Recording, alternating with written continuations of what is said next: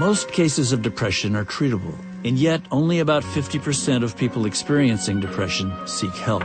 For Andrew, a complex mix of medications is one component of his treatment. That's Remeron. It's an atypical antidepressant. It supplements the effect of the other antidepressants. That's Zoloft. That's my primary antidepressant, an SSRI. This is Wellbutrin. Wellbutrin is also an antidepressant, but it's also somewhat stimulating, and some of the others are sedating. That's Zyprexa. It's an atypical antipsychotic, which is also useful in control of anxiety associated with depression. This is Namenda. It's actually an Alzheimer's drug, but it has some mild antidepressant effects, and it's sometimes helpful with the cognitive slowdown you can get from the Remeron and Zyprexa. That's ranitidine. It counteracts the weight gain effects associated with the Remeron and Zyprexa. That's one kind of fish oil. I take 2 kinds.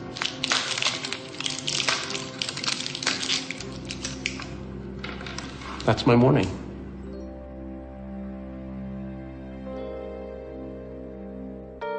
Antidepressant medications have been around for over 50 years.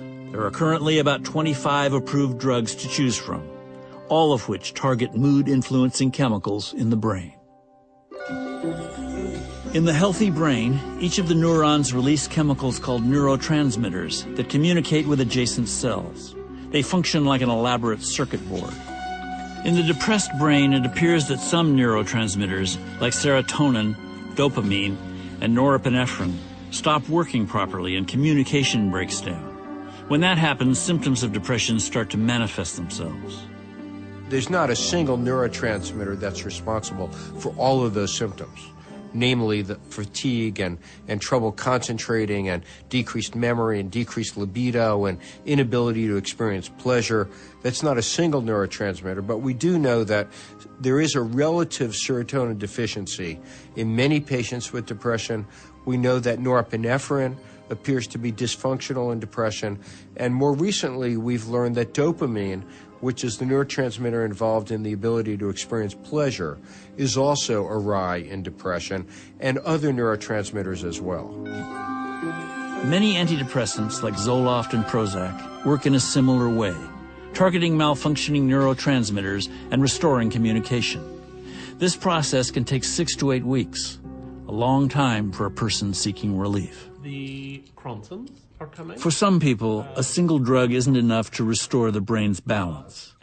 It took Andrew nearly 6 years of trial and error to arrive at the right medications with the fewest side effects.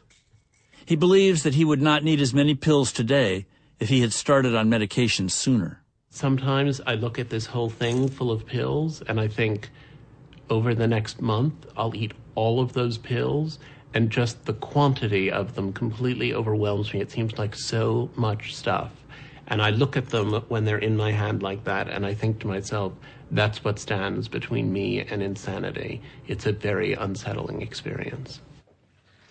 Finding the right drug is a trial and error process that many patients go through, as Andrew's psychopharmacologist knows only too well. So if you walked in my office and said, my sister was depressed and she really did well on Effexor, that would be a reasonable guess because, you know, you're biologically and genetically related to your sister. But if you walked in my office and said, no one in my family has ever been depressed, I've never been depressed, it's the first time I've ever had this happen, and you said to me, how do I pick an antidepressant then? I could literally flip a coin. I was going through a period of feeling a little... In addition to regular checkups with Dr. Friedman, Andrew makes weekly visits to a talk therapist. Talk therapy used in conjunction with medication is 70 to 80% effective in most patients. New evidence shows that the act of talking, like medication, also produces changes in the brain, impacting a group of regions including the frontal area and the hippocampus, which is associated with learning and memory. Talk therapy also has the added value of providing patients with concrete skills to challenge negative thoughts and establish healthier ways of thinking. Early intervention is also critical to the treatment process. Your first episode is bad, wait till you get to your 7th episode. And in the same way that if you had a heart condition, you would take medication in order to avoid having persistent heart attacks, because those persistent heart attacks would eventually do you in. every time you have a depressive episode, you have lesioning of cells in your brain, you have a breakdown of mental functioning. Talk therapy is a primary way to reduce stress, a major risk factor in depression. It is thought that the stress hormone cortisol may cause nerve cell death or shrinkage. There's a lot of controversy in the field about whether there's actually neuronal death associated with depression. And there is evidence that stress in the presence of a lot of cortisol, which is the adrenal hormone that's hypersecreted in depression, can cause shrinkage of neurons and maybe even cell death. Illuminating new studies of the brain have shown that the prefrontal cortex and the hippocampus are smaller in some patients with depression. But it appears that antidepressants might actually reverse the damage. In contrast, antidepressants increase the rate in which neurons actually are born and grow. So the idea has been suggested that depression is in part a disease where neurons in the hippocampus are degenerating, dying, or shrinking, whereas antidepressant treatment actually reverses that process.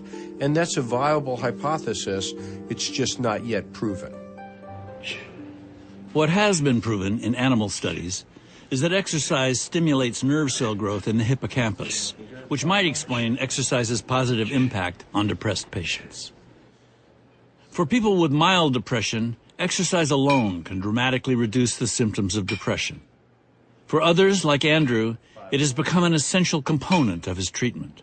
I think medication and certain kinds of talk therapy seem to have the most proven record, but it's not as though there's one thing that works for everyone. But keep questing and keep looking until you get to the point at which you can function again, and try whatever there may be.